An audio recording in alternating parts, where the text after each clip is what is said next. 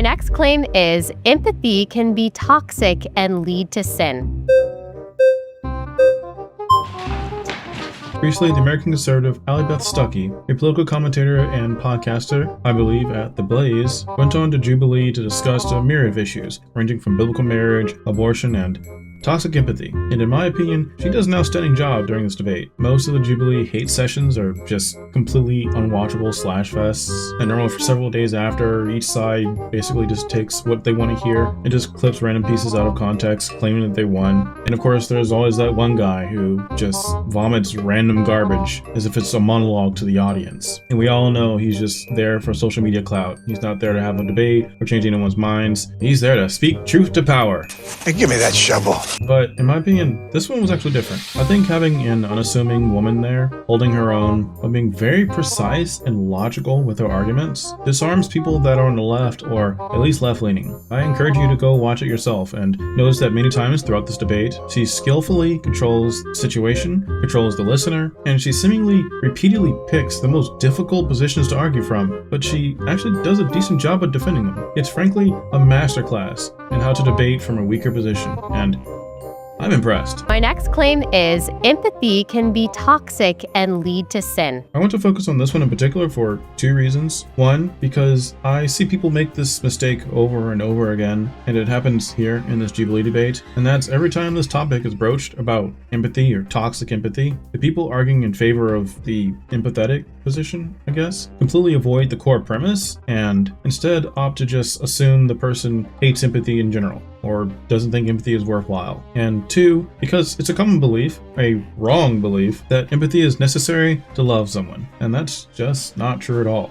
You'll see what I mean. Let's start on what your definition of empathy is. The etymology of empathy means to be in someone's feelings. The first thing they do here is they break down exactly what empathy means. Now, this is really important because I guess you can call her the debater. The debater here, Allie Beth Stuckey, can very easily fall into the trap of shifting sands of definitions. So it's important from the outset to define the terms that are being used. And if you've ever watched Jubilee before, you'll notice that the best debaters on Jubilee either immediately define their terms and premise from the get-go, or they'll wait for a debatee to ask it for them. But let's continue. Do you believe that empathy may not be where we want to end, but empathy is definitely where we should start as Christians? Okay. That we as people... Now, Paul here seemingly goes right for the jugular with a subtly good counter-argument right out of the gate. Let me set this up for you. It's been about 50 minutes into an hour and 40-minute debate, not including setup time and whatnot. And this entire time, Allie Beth Stuckey has been relying on scripture as her evidence. And like I said earlier, doing a phenomenal job at holding her own, even if none of the minds are changed. So Paul comes up and instantly attacks the core of her pronouncement here about empathy, saying that if Christ died for us, knowing all that we've been through, and still loves us, then shouldn't we start with empathy as well?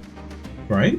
Because Christ saw the pitiful state that we were in and died for us anyway. Shouldn't we follow his example and use empathy in our day-to-day life and how we deal with people? This is actually a good tactic to use in this scenario because, like I said, she's been relying heavily on scripture and relying heavily on her Christian testimony. So getting right to the core of what she's saying is critical for trying to break down any possible rebuttal she has. But the problem here is that this immediately dodges the premise that she just defined. She didn't say that empathy was bad. She said that it could lead to sin, essentially if misused. So even if I were to assume that his counter-argument were true and accurate, he's already lost, and a skilled debater would see this weakness immediately and not capitulate. So already we've triggered point one, which I said earlier, which is a core premise that she has put forward, empathy having the chance to lead to sin or being toxic. That core premise is being ignored. Now, being super technical, he makes an error here. I'm making a lot of cuts, so I'm not actually including everything, but he gives her space to think, and he shouldn't have done that. Now, that probably means he's actually acting in good faith, which is a good thing, but in point of pure technicality here, if you wanted a gotcha, you could see her body language. He actually had her for a moment, maybe about 1 or 2 seconds. She's processing what he said,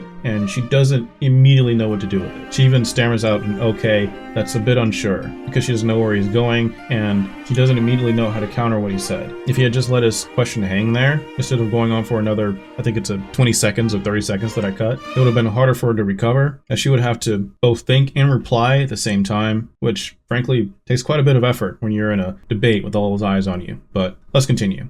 Have the ability to be able to start and think if we are to love our enemies. We first have to be able to feel what they're feeling. Is that a possibility that we start with empathy but we just don't end with empathy. He goes on to talk about how in order to love our enemies, our neighbors, our community, we need to be able to put ourselves in their shoes, to feel what they're feeling. And unknowingly, he's walked right into the trap of our premise. He's literally talked himself from a good point of argumentation because he failed to acknowledge that empathy can be toxic and lead to sin, which is what she actually said. Everything from this point on is horribly flawed. It doesn't matter how well his approach has been constructed, and she seizes on that flaw immediately. I would say we can start with empathy. It doesn't have to be where we start. I think that you can love someone, sacrifice for them, be kind to them, be generous to them out of virtue, out of a desire to follow Christ. You don't necessarily have to feel how someone feels in order to be kind.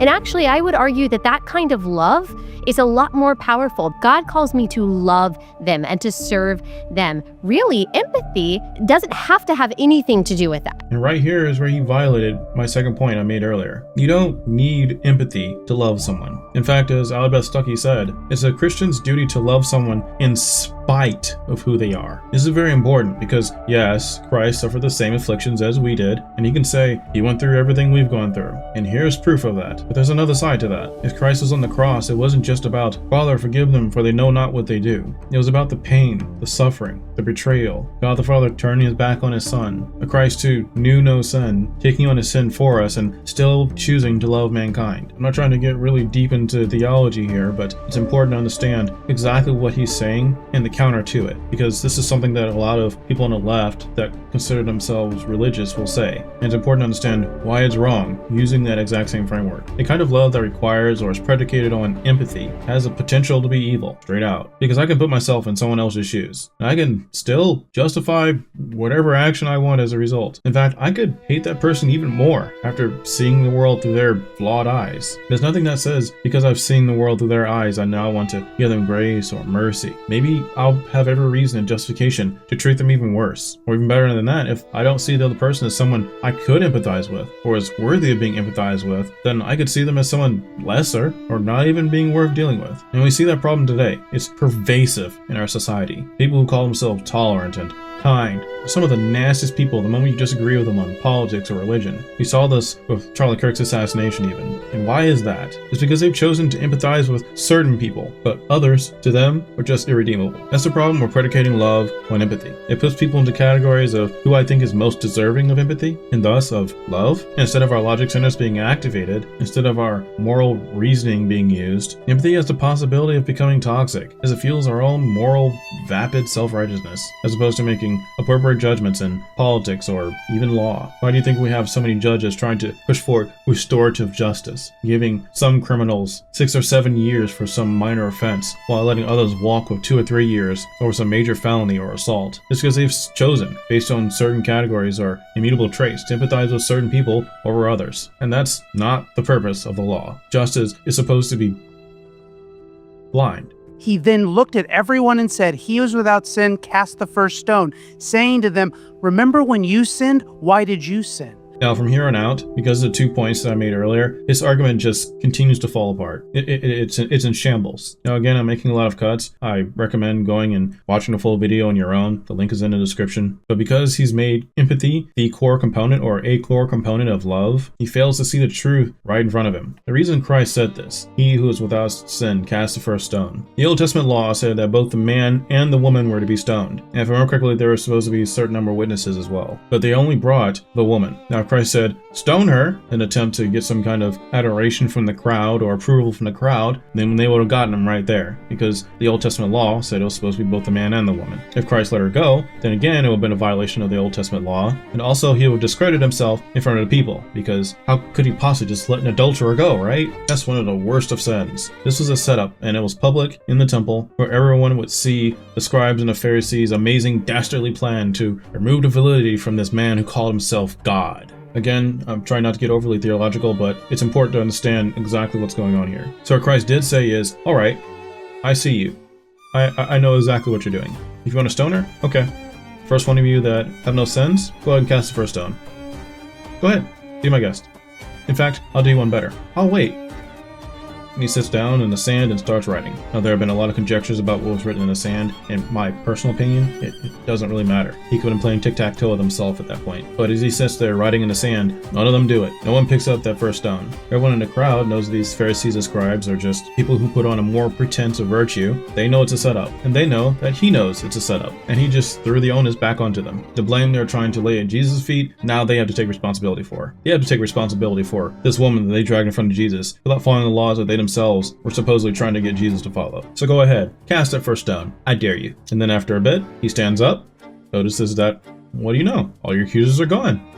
Isn't that magic? Then he says, go and sin no more. That's the important part. Go and sin no more. He shows her mercy. This is not a lesson of empathy. This is a lesson of mercy and justice involving a people that had taken the systems of laws that God had given them and perverted those laws for their own gain, greed, and public display. And Christ refused to be a part of it. And after they're all gone, he tells the woman, go and sin no more. He doesn't excuse what she did. He doesn't let her dodge accountability. He doesn't say what she wants to hear. She knows the truth, and he gives her a second chance to stop continuing in that sin, to correct the error of her ways, because he loves her. That doesn't come from empathy. That comes from love, and the two are not the same. And from there we begin to understand them, from there we begin to love them, from there we begin to be able to cherish them and honor them and see them as the human beings they are, not political movements, the way that the evangelical right has turned every single thing into a political movement on every podcast, Oh my on every goodness, this debate. is a different claim. Now, this goes on for a while longer, with Paul claiming that God clothed Adam and Eve in the garden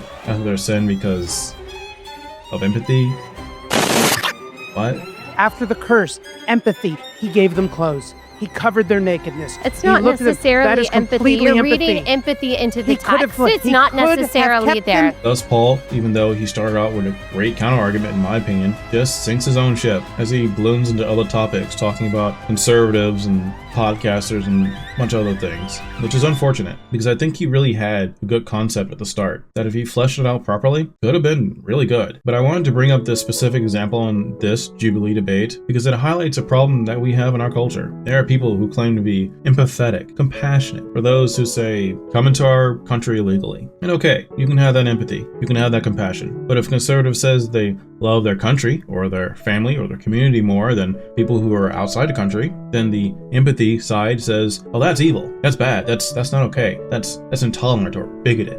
Why? Why is that? It's because the focus on emotion and self has blinded them to all the downstream effects of their belief. It blinds them to the other people affected by illegal immigration, and it seeks to place self at the center of the issue instead of genuine love for those around you. That's why it's a popular talking point or a popular way of arguing for a leftist or a liberal or even some moderates to say, oh, don't think about the politics of the issue. Don't think about the politics of the issue. Just pay attention to this situation. Does that seem right to you? Just pay attention to that child that got tear gassed. Is that okay? Would you be happy with that? Because it's trying to get you to empathize with the situation and to ignore the actual proper moral judgment, but instead to put your feelings into the situation and to make a judgment based on your feelings. And that's not the proper way to make a judgment, at least not always. Genuine love actually says, I value my family. Genuine love says, I don't want to incentivize human trafficking or the abuse of women coming across the border or giving children to people who aren't their parents as sponsors. Genuine love says the entire world can't come to the United States. I'm sorry, because then if everyone comes here, because resources are finite, then no one will have the goodness that we do have. It will be wasted, squandered, spread between too many people, and the fabric of the country will fall apart. And then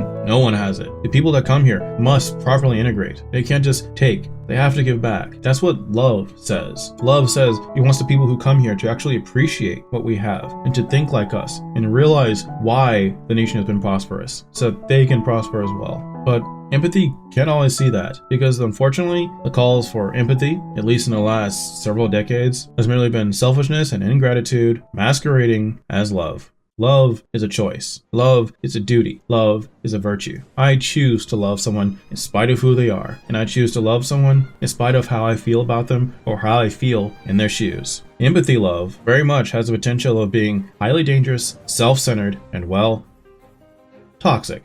Just like Allie Beth Stuckey said.